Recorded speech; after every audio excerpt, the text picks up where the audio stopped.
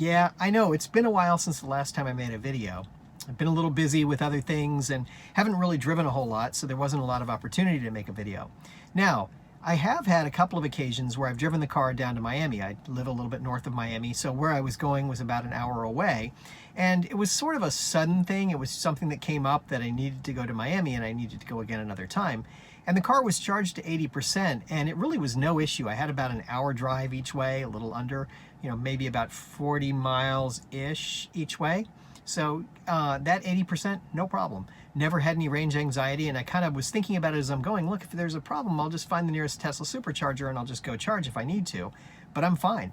And never really thought twice about it. So the second time I had to go, it really was not a big deal at all. I just made sure I charged to 80% and I was on my way. No problem at all. So it's funny how sometimes necessity, because I had to take the trip, kind of overrode any thought I had about what it might take to actually get there or what kind of charge I should put on it. Never really thought twice about it. I knew I had 80%, so I was good. So interesting how that goes. Now, I did notice that I got a new notification on some software updates. And these software updates include the a Tesla Powerwall coordination, which is great, except I don't have a Powerwall, so it doesn't really matter.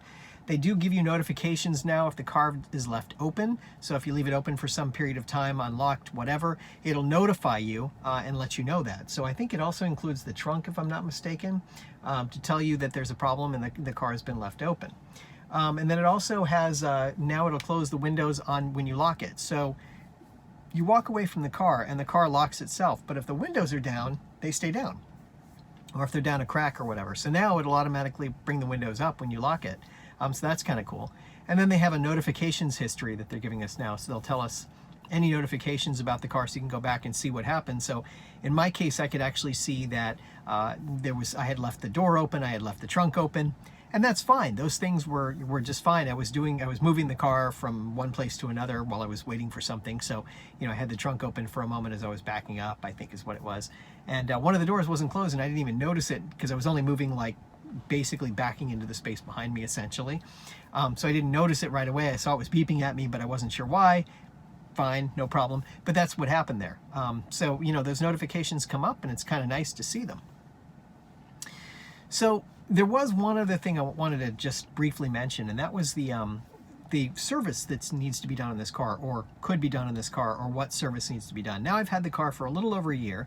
I've got a little bit over 10,000 miles on it, and the question is, what service needs to be done? Well, if you look at the service manual, they tell you 3 things could or should be done. One is to check the air filter. One is to make sure that there's washer fluid. And the third that they recommend is rotating the tires. So the air filter, no problem. I know I'm good there. I haven't driven the car that much. I think I'm fine. And as I was reading up on the air filter, they were suggesting that you change the air filter basically every 3 years on this car. So just to check on it really wouldn't matter that much. So I'm not really worried about it. I could open it up and take a look. I just haven't yet, but I will at some point. Everything seems normal. And it's the cabin air filter. There's obviously no engine filter. So that's something you need to do or take a look at some point. The washer fluid, I seem to be okay on washer fluid. I know when to refill it and I know where the refill is on it, so no problem there. It's just under the hood. There's a spot there for the refill. So that's under the hood, under the frunk, I guess I would say. And there's a fill there for it, so I can just put some washer fluid in there as it needs it, so no problem. So that leaves me with tires. Now, the thing about the Tesla is the way you jack the Tesla, because the batteries are located underneath the car, you have to actually put what amounts to a puck. It's a little disc that you put underneath the front panel, right by the wheel well and by the rear wheel well. And you put a jack underneath it and you can jack it up off the ground, so it'll be at an angle basically, and then you can change the tires on that side. And that's the way they designed the car. Now, because the batteries are on the bottom and the frame is dependent on the batteries and so forth, you can't use a standard jack. So it is important that you go to a place that knows how to deal with electric cars, and probably in particular Teslas. So, you have to kind of consider that. Now, Tesla charges somewhere in the neighborhood of $100 to rotate the tires, but they check the other stuff for you too, and they will do any service stuff that needs to be done, presumably, while you're in the shop. So, and it takes about 45 minutes to rotate the tires. So that's a little pricey for tire rotation. If you think about what it costs you to rotate tires at your standard shop, That's a little more than you would get. Now, I have heard about other tire centers that will rotate Tesla tires for free, or for if you buy a little package with them, they'll do it at a very low cost. So, there's a couple of options that are available. But the question then is, how often do you need to rotate the tires? I'm at 10,000 miles. Now, when I got the car, I remember distinctly they talked to me about you should rotate the tires between 10 and 12,000 miles. Okay, that's great. Since then, they've kind of updated the thinking.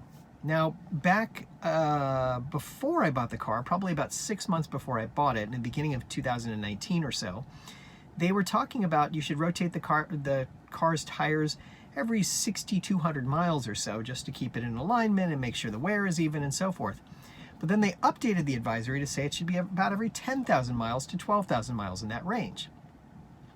But then someone tweeted at Elon Musk and asked him specifically for a Model 3, how often do you need to rotate the tires? And his answer was, you don't even need to do it annually. It should be something that's done when you think the tires are wearing unevenly. And then you read up more and you realize that what they're really looking at when they make the decision to rotate the tires, if I were to take it to the Tesla dealership, in all likelihood, the first thing they would do is look at the tires themselves and do the measurement on the front and the back and see if they're wearing any differently from the inside to the outside of the tire. So the outside of the tire is maybe wearing a little bit unevenly from the inside of the tire. And the rear tires, if they're wearing any differently than the front tires. And if they're within a range and they don't look that different, my understanding is, and sort of the standing agreement is, they tell people you don't need to rotate your tires at this time. You can come back later, come back in another couple thousand miles and we'll check them again. So given that, I've actually looked at my tires a couple of times and I realized that they look pretty new. There's not a lot of wear inside, outside, back, front, nothing that I see that looks unusual. So I'm going to go a little longer before I even attempt to rotate the tires. Look, I still got another 2,000 miles before I'm on the outer edge of what they originally recommended when I got the car. So I'm just going to wait a little while longer and see what they look like and see if it's time to rotate them.